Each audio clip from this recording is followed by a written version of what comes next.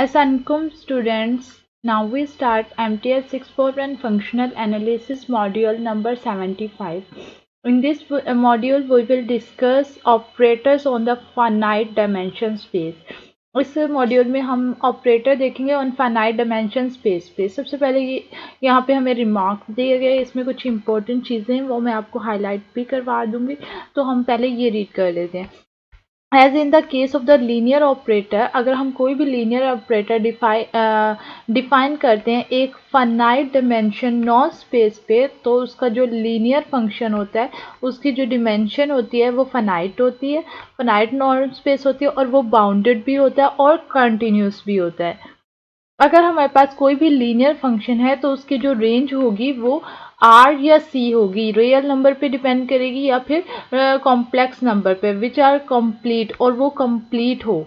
मतलब जो हमारे पास लीनियर फंक्शन की रेंज होती है वो रियल नंबर होती है या फिर कॉम्प्लेक्स नंबर, और वो कंप्लीट होती है। So X dual as the space of all bounded linear function define on X, यानी X dual है वो एक ऐसी स्पेस है जो तमाम bounded linear function define on X, जो X पे हम डिफाइन करते हैं, इज आल्सो कंप्लीट, वो कंप्लीट होते हैं। हैंस इज अ बनाक स्पेस। बनाक स्पेस, बनाक स्पेस क्या होती है? बनाक स्पेस होती है कंप्लीट नॉर्म स्पेस। आपका ये भी एमसीक्यूज आ सकता है, बनाक स्पेस इज, वो पूछ सकते हैं कि बनाक स्पेस क्या होती है? बनाक स्पेस होती है कंप्लीट नॉर्म स्पेस। तो आपका एक एमसीक्यूज यहाँ से कवर हो जाता है। This is true even x is not a बनाक स्पेस, ये हमारे पास ट्रू हो जाएगा अगर हमारे पास जो एक्स है वो बनाक स्पेस ना हो, यानी कंप्लीट ना हो। अब देखिए हमने algebraic dual space of x, ये हमने प्रीवियस टॉपिक में डिस्कस किया था और ये बहुत इंपॉर्टेंट टॉपिक है, अलजेब्राइक और डबल अलजेब्राइक ड्यूल स्पेस। अब algebraic dual space set of all linear function define on x, यानी तमाम लीनियर फंक्शन का सेट जो एक्स पे डिफाइन किया गया हो। और ड्यूल स्पेस एक्स या सेकंड ड्यूल स्पेस भी, और कॉन्जुगेट स्पेस ऑफ एक्स, यानी x star the set of all continuous और bounded linear function define on x, यानी जो एक्स ड्यूल फर्स्ट ड्यूल है यानी अलजेब्राइक ड्यूल स्पेस, उसका सेट ऑल कंटिन्यूस जिसमें तमाम कंटिन्यूस और बाउंडेड लीनियर फंक्शन हो डिफाइन ऑन एक्स, जो एक्स के ऊपर डिफाइन हो, is called the conjugate space of x, उसे हम कॉन्जुगेट स्पेस ऑफ एक्स कहते हैं या सेकंड ड्यूल स्पेस भी कहते हैं। तो ये हमारे पास इसकी डेफिनेशन आ गई कॉन्जुगेट स्पेस ऑफ एक्स और ड्यूल स्पेस की। अब देखिए we take algebraic dual space when there is no condition of the continuous और बाउंडेड लीनियर फंक्शन। जब हम अलजेब्राइक ड्यूल स्पेस को डिस्कस करते हैं तो वहाँ हमारे पास कोई कंडीशन नहीं होती कि ये कॉन्टिन्यूस है या बाउंडेड फंक्शन है। अब देखिए हमने प्रीवियस मॉड्यूल में अलजेब्राइक ड्यूल स्पेस को डिस्कस किया है, हम उसकी डेफिनेशन देख लेते हैं।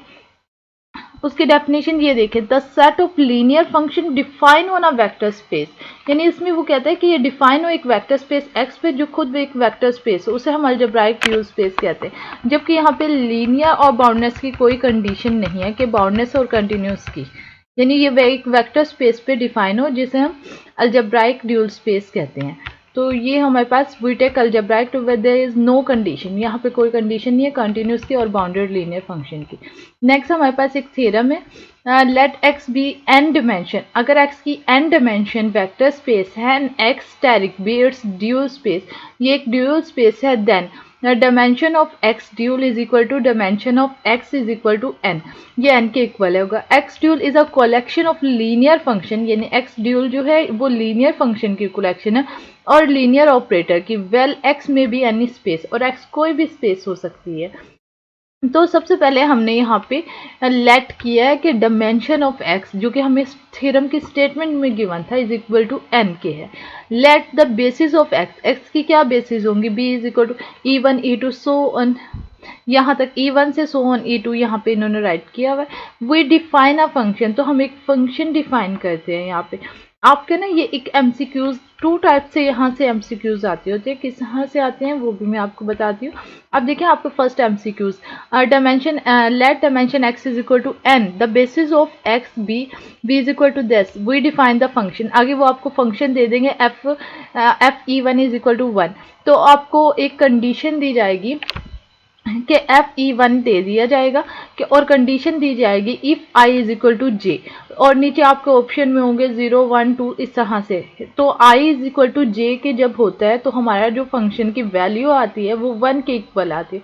और अगर आपको सेम ही क्वेश्चन होगा, same statement, dimension x is equal to n basis x b is equal to e1 so on e2, we define a function, यानी इस पे भी हमने फंक्शन डिफाइन करना हो और वो फंक्शन बता दें f of x is equal to this और I is not equal to j, यानी यहाँ पे ये चीज़ इक्वल ना हो तो भी आंसर जो आएगा वो 0 आएगा। यानी टू तरह से ये आपका यहाँ से एमसीक्यूज बन सकता है, ये आप प्रिपेयर कर लीजिएगा। तो इसका जो आंसर आएगा एक बार में आएगा हमारे पास ये 1 के इक्वल जब I और J इक्वल हो, अगर ये नॉट इक्वल है तो ये 0 के इक्वल आएगा। ठीक है, अब वो कह रहे हैं कि j इज इक्वल टू 1, जब j हमारा 1 के इक्वल हो तो हम FE1, तो E1 जो होगा वो 1 के इक्वल होगा, E2 0, E3 0 so on En तक, और यहाँ भी E2 नहीं En आएगा, तो यहाँ पे इन्होंने बाय मिस्टेक E2 राइट कर दिया। अब देखिए सेकंड, अगर j हमारा 2 के इक्वल हो जाए तो FE1 is equal to 0, E2 की जगह पे यहाँ पे वो 1 आएगा और बाकी तमाम 0, but each n tuple f of j in this case can be extended as a linear function of x, यानी इस केस में f j है वो एक एक्सटेंडेड फंक्शन है x का। नेक्स्ट है module number 76, operator on the finite dimension space. Operator finite dimensional space में सबसे पहले हमारे पास यहाँ पे लेमा है, ये लेमा भी इम्पोर्टेंट है, आप अच्छे से ये वाला लेमा कर लीजिएगा। समटाइम ऐसा होता है कि ये वाला लेमा आ जाता है पेपर में। let x be a finite dimension vector space, अगर x जो है वो एक finite dimension vector space है, if x नॉट बिलोंग कर रहा है कैपिटल X से हैज़ अ प्रॉपर्टी, तो यहाँ पे प्रॉपर्टी क्या होगी, f of x not is equal to 0, ये चीज़ हमारी 0 की इक्वल होगी फॉर ऑल f जो बिलोंग करेगा अल्जेब्राइक ड्यूल स्पेस से, then x not is equal to 0, और b star is the basis of the x star यानी x ड्यूल की। तो ये हमारे पास फंक्शन होगा f1 f2 so on fn तक। f of j e of j is equal to 1 1 कब होगा, जब i और j इक्वल होंगे, और नॉट इक्वल में ये 0 के इक्वल होगा, और ये फिर इक्वल होगा डेल i j के। तो ये हमारे पास यहाँ पे लेमा दिया गया। सबसे पहले हमारे पास यहाँ पे क्या बताया हुआ है, for all x is equal to 0, तो हमने लिखा है x is equal to 0, x naught हमारा किसके इक्वल होता है, हमारे पास ये एक सीरीज है समेशन की x i e i plus x2 e2 इस तरह से। तो यहाँ हमने राइट किया i इज इक्वल टू 1 से n x of i e of i, जबकि जो f है वो किससे बिलोंग कर रहा है, ड्यूल स्पेस से, तो यहाँ हमने x बिलोंग कर रहा है ड्यूल स्पेस से, तो ये हमने यहाँ पे राइट कर लिया। नेक्स्ट स्टेप में हमने क्या किया कि अगर x नोट 0 है तो f ऑफ x नोट भी 0 के इक्वल होगा। अब देखें x नोट की वैल्यू तो ये है, अब हमने नेक्स्ट राइट किया f ऑफ x नोट के जरिए summation i is equal to 1 से n f, अब x नोट की जगह पे हमने ये कंप्लीट वैल्यू यहाँ पे राइट कर दी और ये इक्वल है 0 के, हमने क्या दिया यहाँ पे। नेक्स्ट स्टेप में देखिए क्या किया, नेक्स्ट स्टेप में हमने एक समीशन, यहाँ पे दोनों समीशन सेम थे इसलिए हमने एक ही रख लिया और x ऑफ i को हमने यहाँ पे ले लिया बाहर, तो ये हमारे पास क्या बचा, f of e of i हमने कहा इज इक्वल टू 0, और जबकि j जो है हमारे पास किसके 1 2 सो ऑन n तक। अगर हमारे पास x ऑफ j जो है वो 0 के इक्वल आ जाए for all j is equal to 1 to n हो, तो हमारे पास जो वैल्यू आएगी वो हमारे पास जो x नोड की वैल्यू है वो इक्वल होगी 0 के। तो जब x नोड की वैल्यू 0 के इक्वल होगी तो x नोड जो है वो किसके इक्वल होगा, डेल के इक्वल। यही हमने इस लेमा में प्रूव करना था। I hope you will be understand. अगर आपका कोई भी क्वेश्चन या कोई भी क्वेरी हो तो आप विदाउट हेसिटेशन कमेंट में पूछ सकते हैं, और अगर आप मेरे चैनल पे न्यू और आपने अभी तक मेरे चैनल को लाइक एंड सब्सक्राइब नहीं किया है तो please like and subscribe my channel. अगर ओल्ड है तो मेरे चैनल को लाइक करना ना भूलें। I hope you will be understand. Thank you for watching. मिलते हैं नई वीडियो के साथ।